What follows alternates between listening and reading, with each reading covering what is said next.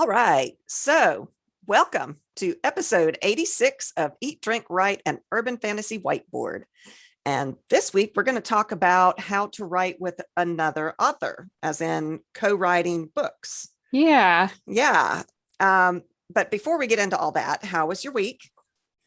It's been pretty good. I think this was the first week that we've gotten to settle into our apartment together, me and my girlfriend, because she just moved in. So we actually got a week of being able to settle and just like hang out and actually be in our space together instead of like, oh, we have to build this shelf and oh, we have to build another shelf and oh, we have to build this shelf, like that kind of thing.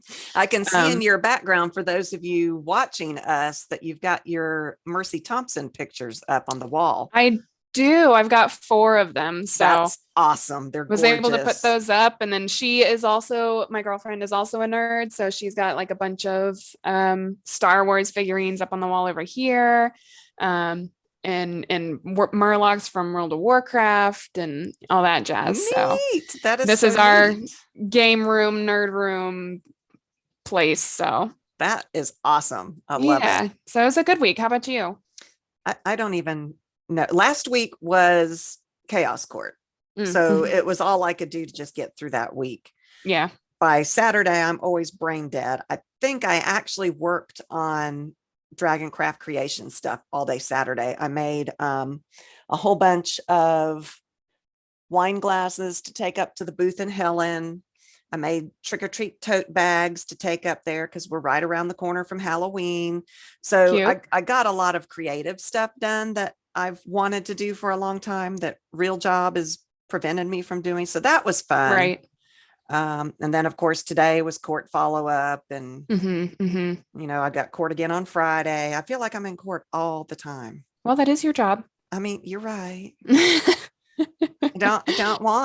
want to write for a living and create stuff for a living. You know, your father and I have been watching the Caribbean show on HGTV. What is it called? Caribbean Life or something like that. Yeah. Hence my background. For those of you all watching, I've got Caribbean Sea back there. But I'm like, let's sell everything. Let's just sell everything and move to the Caribbean. I can sell my crafts and stuff there. And he's like, no. Yeah, I was about to say, like, I bet he was not a fan of that idea. He said, you know, it's not a bad idea, other than we would be way too far away from you kids. Oh, yeah. And with the stuff that we're dealing with my mom and dad right now and how far away they are from us and having to run up there every time one of them falls, he's like, we're not doing that to our kids. Yeah. And I was like, but see that blue water? I mean, it's so pretty. So if we move to the Caribbean, then I can sell everything and move to the Caribbean. Yeah. I love it. And the tourists would love all my stuff. I got cute stuff. Yeah.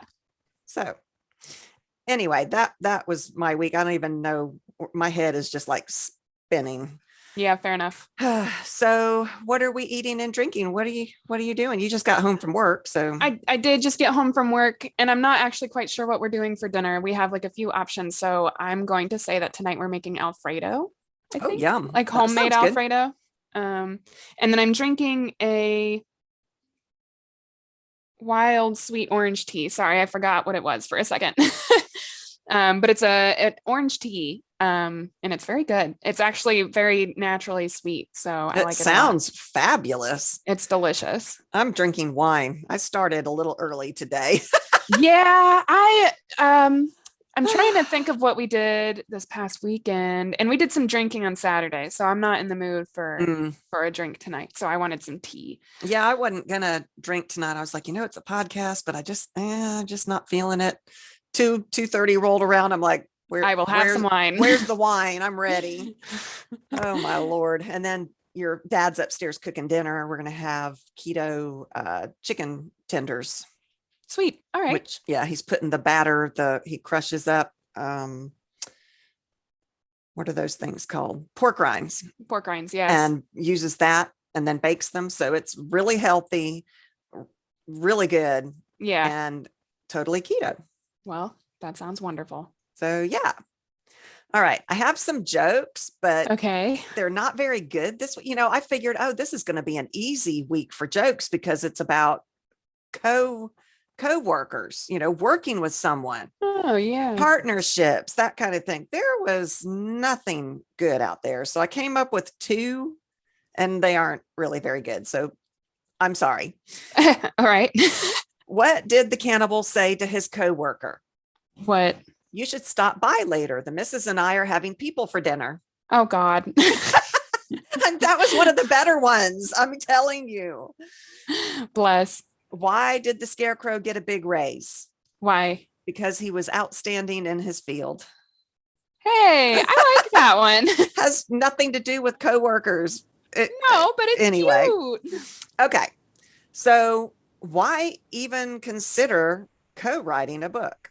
Right. Yeah. Well, you get two talents for one thing. Yeah. Yeah. Collaboration is a good thing. Combining strengths of two people is a really good thing. Yeah, absolutely.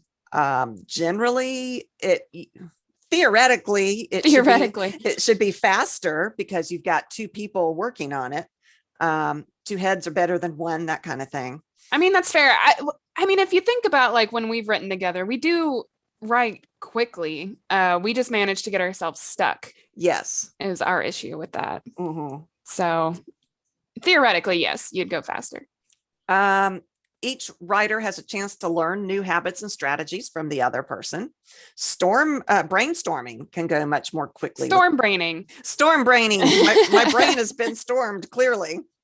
Can go much more quickly with two people involved. It's a lot easier to bounce ideas off of each other.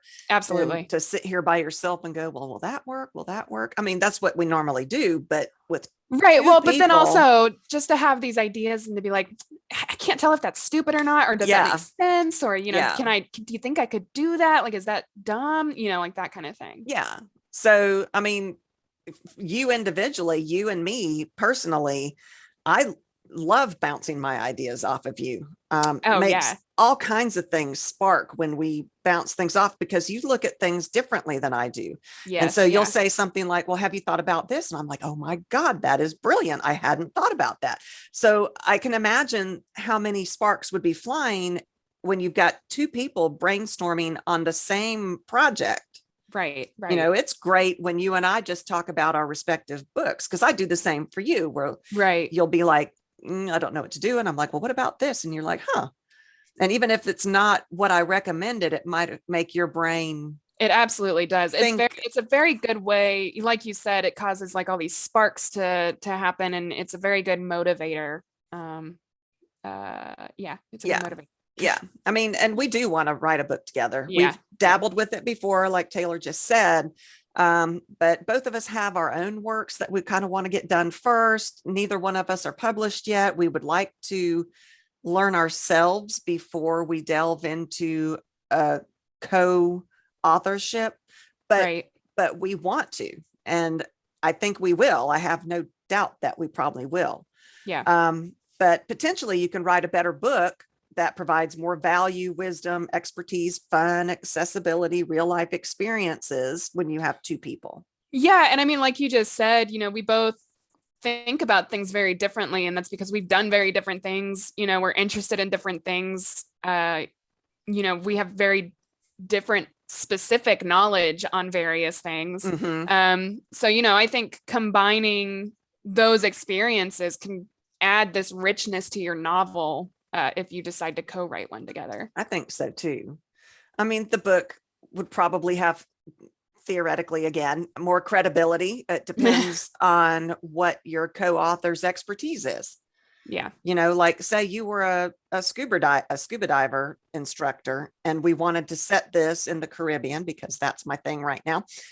Right. You would definitely give credibility to the book when you would be talking about the dives and things that were going on, because you would know what it was. Right. So yeah, you can get, depending on who your co-author is, it can add credibility to your book. Additional authors can provide more man or woman power to promote the book and reach more people. Yeah, two separate platforms. I mean, automatically you're going to reach more people if because you have your own Twitter, I have my Twitter, and then of course we have the podcast, but separately we even have our own platforms. Yeah, and reach more people that way. So we've got 3, and I think it would be the same for any co-authors. It would be their own Twitters, and then the book would be a third. Who knows what the publishing companies and that kind of thing would want to do to promote the book. But yeah, Right. that's additional resources that can go into the promotion of the book. Yes. Your co-author might have connections that you don't have. Like Absolutely. you've pitched to people that I have not pitched to. So those connections that you've made might, for our joint book, might be a resource for us. That's true. I mean, even just knowing of those agents that I've pitched to, because obviously I did not get those agents, but Mm-hmm. I know of them and they may be more interested in this project where they weren't interested in my first one that I pitched to them. Yeah. And they've seen a sample of your writing. I Right. mean, I understand that they get cajillions of, people submitting to them, but Right. you've got that foot in the door just because you've pitched to them before, you've met face to face. Right. So, yeah, and it can be motivating to work with a co-author. As I said, you can potentially write the book faster and more efficiently, and you can help each other get past that writer's block or whatever, how we had trouble writing ourselves into corners and that kind of thing. Right. We can help each other instead of just by yourself. You get despaired sometimes and you're like, I give up. I'm just going to put it Right. away and go work on something else. Whereas Right. two authors together might be able to work through that. Yeah, absolutely. Okay, so all this sounds great. So why isn't everybody doing it? Well, first, it may be something as simple as not having confidence in your writing skills. A lot of people don't want to put themselves out there with someone else Right. and Yeah, have they don't that want to other. share it. Yeah, Yeah. that's a real thing. It could be, what are your writing processes? Where will they mesh? What if someone is an extreme pantser and absolutely refuses to do any kind of outlining, and the other person is an extreme outliner? Those two people probably can't write a book together. I mean, they can, it's possible, but it Yeah. would be difficult and they would have to overcome that issue before they would get very far, I think. Right. Yeah. Also, your writing styles might not mesh. You might Right. want to write with this person and love them as a person, but your writing styles may, maybe they want to do third person and you're more comfortable with this book being a first person. You can't agree on the direction this book should take. Then maybe that won't work as a co-author with that person. The next thing is expectations, which I think is a big one. That is a very big one. Yeah. Yeah. And because it encompasses a whole bunch of different things. It may be that your co-worker has different expectations. So it could be one person thinks, oh, this is a great hobby, I love writing, versus the other one is like, I want to write this book, I want to be a multi-million-dollar bestseller, I'm gonna make it in this industry.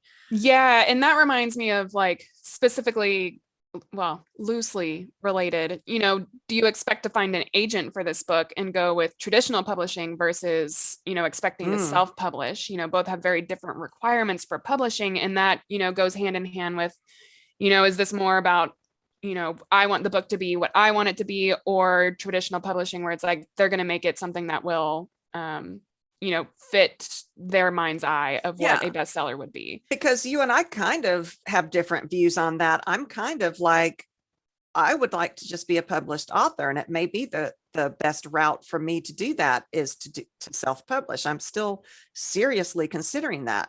Whereas your line of thought so far is still, no, I'm going to need the help. I want a publishing company to help me through this process. Yep. And so, yeah, that could be a reason not to co-author together. Now, in our case, I'm good with either way. I'm good with our joint book going through a publishing company.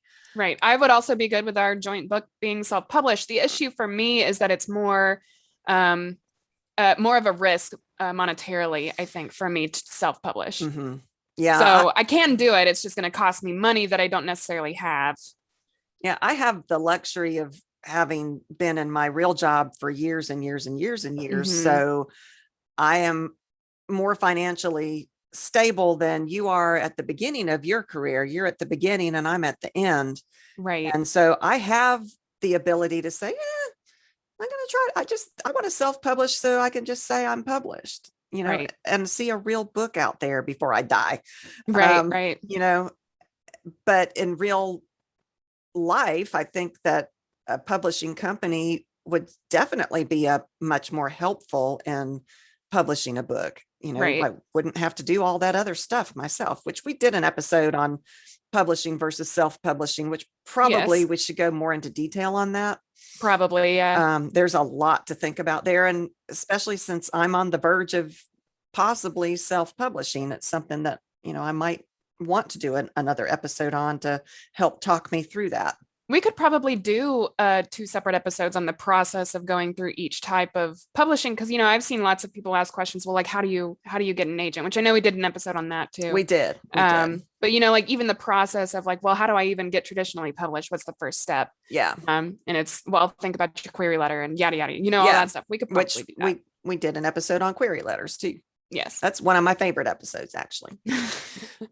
So, because it's something I struggled with for so long, I wished that I had found a podcast that had talked about it. And so I enjoyed doing that one because I felt like we were helping people. Yeah. Also, expectation wise, think about time. Is your co-author going to expect you to work on this every day? We're going to work on this every day together. Well, one author might have a day job that they have to go and work on. And the other one might expect, no, we're putting everything aside. We're going to work full time on this project. Yeah, I think you're right. I think it's definitely something that could be a big issue with co-writing, because it sounds great in theory to work with another person on a book. But, like, what if you want your writing buddy to work as hard as you are because you have this vision for this novel and they just can't do that, based on time. And that could lead to resentment. Right. So it needs to be made clear, I think, at the beginning. Yeah. Trust. It's hard to trust someone else with your work. We all love our work. It is like little children. I mean, it is something we have birthed, and it is very hard to relinquish that to someone else. Yeah, especially when both parties have like a very clear idea for what they want for the project and it doesn't line up with your co-writer's vision of it. I think that could also, that could absolutely cause an issue. It could. I mean, for you and I, it's not an issue. Being mother and daughter, we have that innate trust. Yeah. That isn't there in other kinds of relationships. Right. Yeah, no, I agree. And I think what's important here is mostly discussion, talk with your co-writer, which you and I don't have an issue with.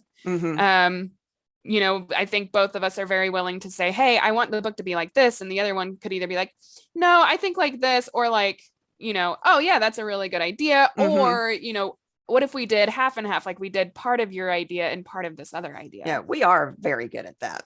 Right. So, I think be willing to compromise and budge on certain aspects of the project to make it a better story in the long run. And as long as you focus on the story and communication, then I think, you could garner trust with your co-writer. Yeah, which brings me to control. Oh, yes. So yes, I am a control freak. We all know this. I know it comes as such a surprise. It is super hard to give up control over this thing that you're creating. Yeah, but I feel like also splitting decisions for this entire project is also a must. Each party will have to relinquish some control somewhere, mother, in the process. I think so. And I think, before you go down this path of co-authoring, you've got to be willing to do that because there's no point if you're not. Yeah. It just can't work. You're right. And our first attempt to write, what was it called? It was Kitten. That's right. It was me and my 15-year-old self. Yeah, it was fun. But that was before you had ever really gotten into writing anything. And we tried to write it together. And I had to have that control over typing everything because I think through my fingers, which you were okay with at that point because you had never written anything. So it kind of worked. Yeah. But it wouldn't work now. No. Because you also have to have your control. So I think we would have to find a different way to do that. Yeah. I think so too. I mean, I don't know. I think we could do it, especially now that I do have more writing experience under my belt. I know that I can creatively think. Like, I don't think through my fingers like you do. I just enjoy coming up with a sentence structure, I think is my thing. I really enjoy the art of the craft of writing. That's why I Um, enjoy our paragraph writing so much. yeah, yeah. I think our schedules would actually be the issue now between Yeah. us and our writing, because you mentioned that a little bit earlier. We don't get to sit in the same location often enough Mm-hmm. to do that anymore, you Mm-hmm. know, but we also are doing this podcast through Zoom, True. 95% of the time. So we probably could Yeah. figure something out. And I think there's ways to share screens and well, Yes, yeah, I don't know. So you we can could share screens. actually write Yeah, together. yeah, Um, but I think there's other ways to do that too, which we'll get into in a little bit. yeah, Um, branding. This yeah, was one that they said could be a problem. For us, this isn't a problem. We've already, on a co-author book, we've already got a brand with this podcast as a joint venture. right. So not only do we have our own separate Twitter accounts and our own separate writing, we've got something to jumpstart a co-authorship book with, because we've got this podcast that we do. Yes, yeah, Um, our listeners know us, they know what to expect from us. right. Hopefully they're excited about the idea of a co-authored book. But for Yeah, others, it might be difficult to come up with that joint brand. What is it that you're trying to portray for this book? They might have very different ideas about that. Also, sometimes interviewers will only request one of you. So who yeah. gets the spotlight? Right. Yeah. Which is also like, that's just weird to me in general. Like that just seems like a strange thing to have done in an interview when a book is co-written. See, and I didn't know that was a thing until I was doing research for this. And they're like, sometimes they'll interview you all together, but a lot of times they just want one of you. And I'm like, how's that fair? I feel like we could probably switch off, right? Unless they would want like the same face of it or something. I don't know. I don't But know. That was interesting to me. yeah. I'm not worried about that for us. No. Money always seems to be the path to trouble. In Don't anything, not even just this. never lend your friend monies, whatever that saying is. Yeah. Yeah. So for us, it wouldn't be a problem, I don't think. I mean, Yeah. we do things equally. I want you to succeed. You're my kid. I want you to be more successful than I am. So, I expect that other people that aren't related like we are might have an issue on the money side. Yeah, no, it's definitely something to consider. I feel like it's always something to consider. And I think the biggest thing is probably just to, decide together what you want the end goal for your novel to be. How is the money going to come into play? Like if you do get big enough, if your book does become popular, how is that money going to come into play? How are you guys going to split it? I think that's something that needs to be figured out up front. Because I can see in that scenario where one person's super busy with their real life job, that the one that isn't might feel like, I'm doing everything, I should get 75%. Right. So yeah, I don't Yeah. know. I think up front it needs to be decided. I think so too. Yeah. So that leads me to my very next point, which is, so how do you do this? And the number one thing is to figure out those details up front, just like you said. Yeah. Wonderful. I am not necessarily talking about book details like the plot and all of that. Yeah. That too, but the details on how is this book going to be written? Yeah. How is the process going to work? Who is going to do what? Our latest discussion, you and I, Yes. on doing a book together, was to write two main characters, because we were trying to figure out, That's right. we're both very dominant people, and it's hard how do you do that? And so we actually came up with this story idea, which I think is still a good story idea, which involves a wall that separates two different magical communities, and that each of us would have a main character on each side of that wall, and eventually the events lead them to come together. Right. And that's one way to do it. Yeah, absolutely. How do you divide the labor? Who is going to do what? What is the timeline? The person who doesn't have a job other than writing might expect, we're going to get this done in 3 months. It's going to be done. Yeah. And the person who has a job is going to be going, wait a minute, Hold I've got court every day this month. Yeah. That kind of thing. So what is the timeline? You've got to talk about that up front.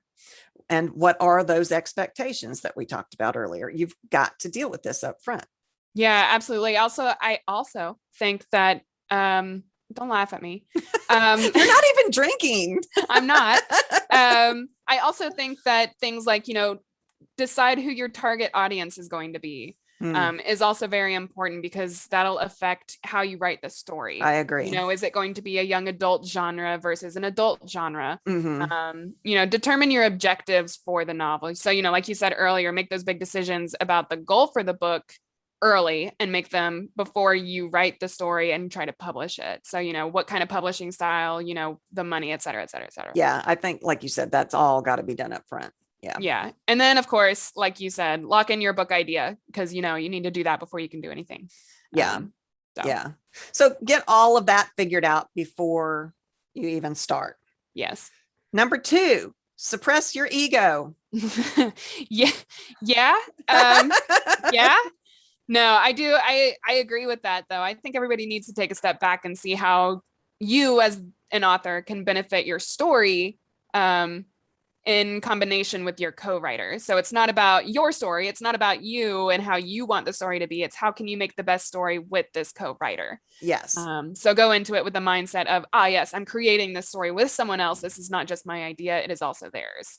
And I think that could lead to a better book than you could ever do by yourself, honestly. I think so too. I mean, think so too.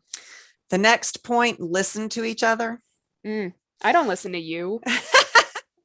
Listen to ideas, no matter how crazy they sound. And that's something you are very good at. I'll come up with something and you're like, I'm not quite sure about that. Tell me why. Yes. Yeah. And then I'll tell you why. And you're like, okay, I can see that, but I still don't think so. And I'm like, oh, okay.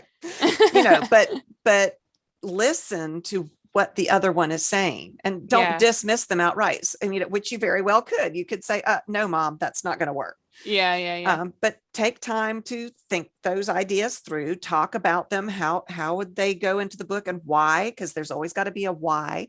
Everything you do with your book's got to have a reason. Yeah, I think for this type of project, it'd be great to have like a joint writer's journal. So, we talk about the writer's journal all the time. Yeah.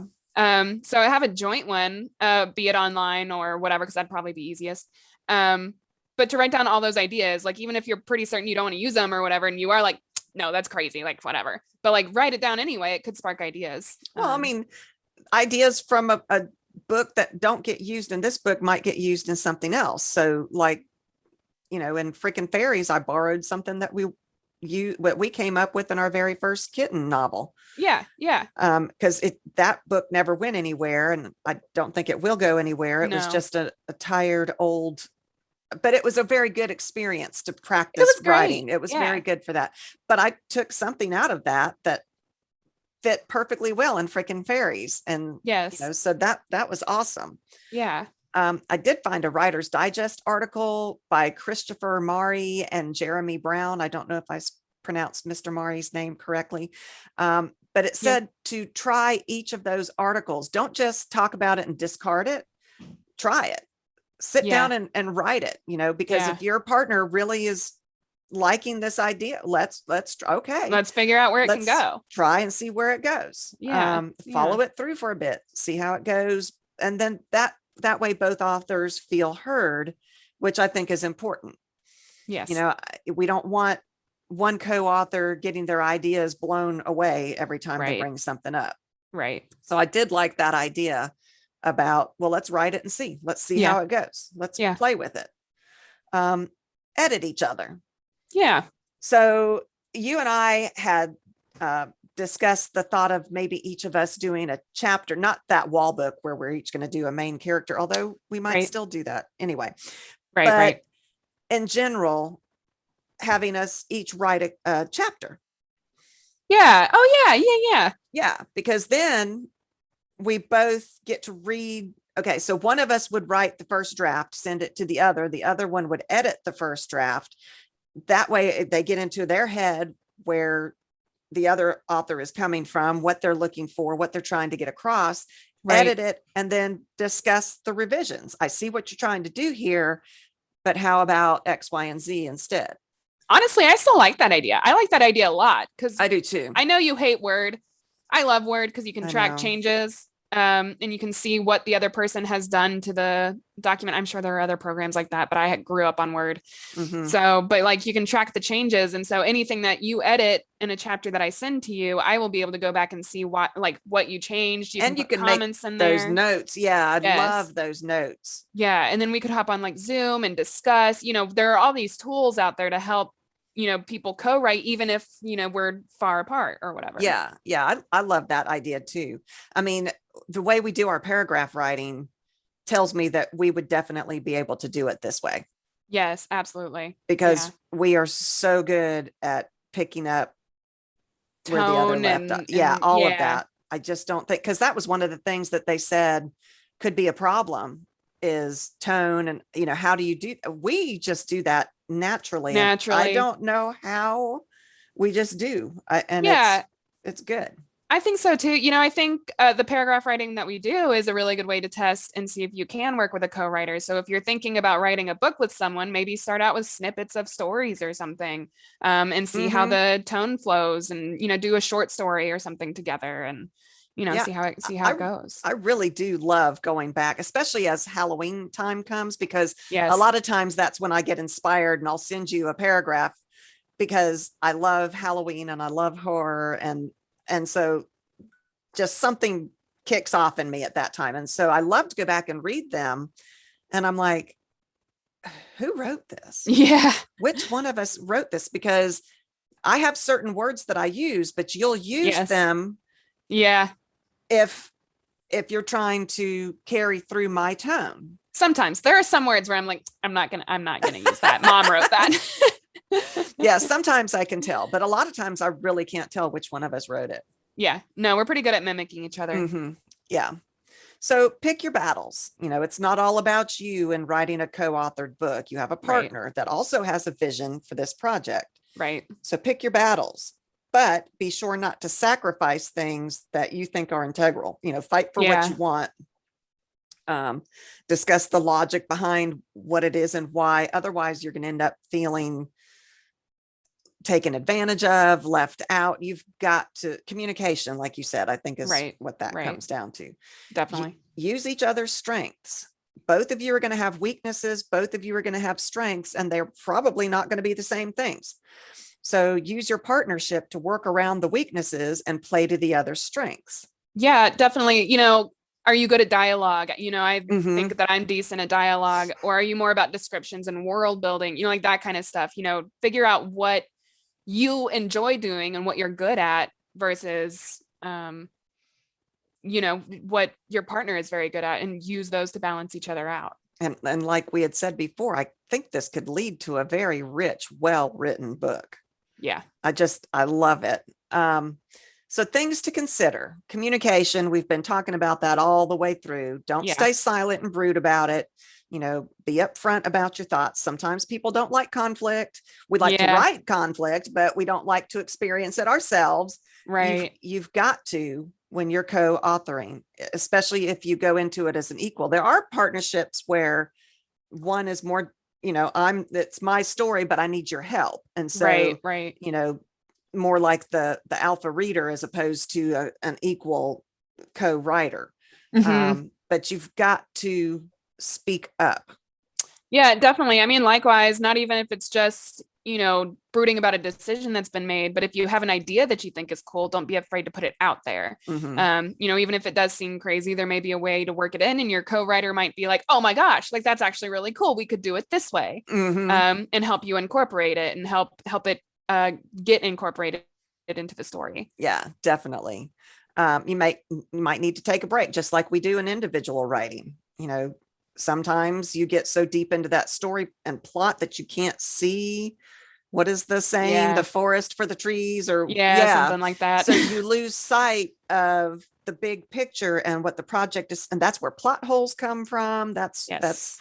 So sometimes you just need to take a step back, let it rest, go work on your individual stuff, and then come back to it. Yeah. Yeah.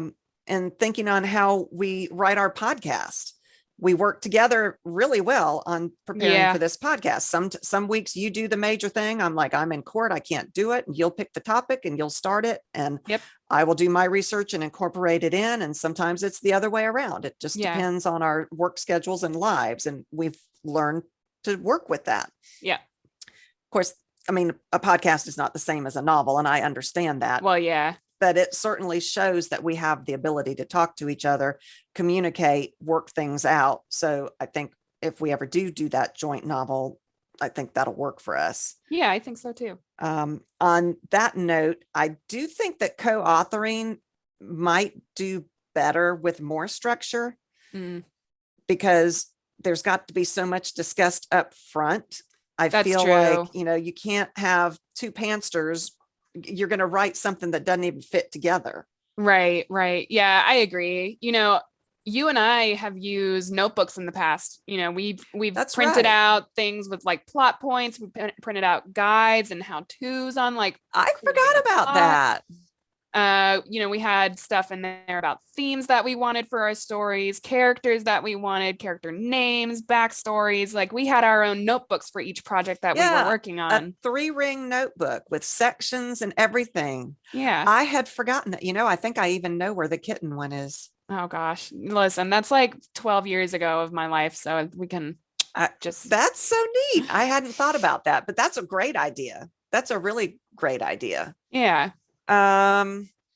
It might even be good to use that in-depth Snowflake method that we talked about last week. Yeah. Because then you both work on all of that in-depth stuff, that layering together until you get to this final idea, and you're all in it together. Yeah. So you work on everything as you go. So that might be a great way to do that. Absolutely. Yeah. So that is a great idea. And speaking of which, I made a template for the Snowflake method. I don't know if you got a chance to put it up for our Patreons. I Wonderful. posted it, and Deanna said that she was glad because it was very confusing, the Snowflake method. So, well, good. Then I'm glad that I did a template for you guys. Well, so hopefully that helps you out, Deanna, because I used it for a new book that I'm starting of mine, or plan to start next year. I'm planning that's next year. I'm not starting that one yet. But I did start the Snowflake method for it, and it has been wonderful. So I hope it helps you as much as it has helped me, and that is available to our Patreons. Yes. Oh, also, sorry, I have another thought, another brain thought. That's good, because I don't know what I was going to say next. So there you go. Think about setting deadlines. That can help motivate all parties. You mentioned timelines earlier. I think deadlines are a big part of those timelines, and they can help motivate all parties, and keep you thinking about the project while also helping it move forward and stay on track. Yeah, I think collaborating, wow, could be a lot of fun. And I really think that personally, our combined strengths would make for a great book. I really look forward to doing it. I think it'll be a lot of fun. Yeah. Yeah. And all our spare time. Yes, I have much of that. I know, same. But that's all I've got. Oh, wonderful. Yes, me too. I do have an interview. I'm all over the place today. I do have an interview question. What's your favorite part about writing together? Since I am your co-writer, I was curious. I loved that we got to share these worlds together, that we created them together, that it was well, what if this, that usually I do that all by myself. Yeah. And I got to do it with you. And that was that's such a so sweet much answer. Fun. It was just so fun. It was like our own thing, our world that we got to do. What about you? That was a very sweet answer. I like creating the characters with you. I think I always talk about how character development and character arcs and the internal conflict of characters is always my favorite thing. So just coming up with those characters and having your input and creating them and having them, be people that we created together, I think is definitely my favorite thing about writing. It was so much fun. Like Kitten's mother, who had that poodle. Oh God. Oh, and then the other one that had a chicken. Oh yeah. Named Edna. Anyway, yes, Edna, we did crazy things. Yeah, it was so much fun. We had a blast. We actually had a blast. Yeah. Definitely. I also have a sentence challenge for those of you who are interested in doing that. So this week's sentence is: take a step back and let's think about this together. Good one. Very good one. Yeah. I do want to mention that we are going to Dragon Con this next Yes. week or so, whenever it's coming out. The 2nd, 3rd, 4th, 5th, 6th. Yes. So if y'all are going to be there and you want to meet us, that would be great. Just email us and we'll see. We can't guarantee we'll be sober, but Nope. Email us and we will see if we can meet you somewhere. That would be fun. It'd be very cool. We would like to meet other writers out there. So Yeah, if you're coming to Dragon Con, shoot us an email. Otherwise, you can find us on our website. You usually do the outro. You do the outro. I do not. I don't even remember. So visit our website at eatdrinkrightpodcast.com. You can find all of our social media there. We've got Twitter, we've got Instagram, Facebook, pretty much any social media that you would want to. But the best way to get to us is by our email. So eat.drink.right.podcast@gmail.com. We love getting emails from you guys. We love reading the comments on YouTube. We love getting comments on all of our social medias. So reach out. We absolutely love to hear from you. If you want to enjoy content like the Snowflake method template that I created, then feel free to join our Patreon at patreon.com/edw.com/edw. Yes. I got that. I'm there. Yeah. And thank you guys so much for listening. We really enjoy doing this, and it's a pleasure to do these podcasts for you. All right. And we will see you next week. See you next week.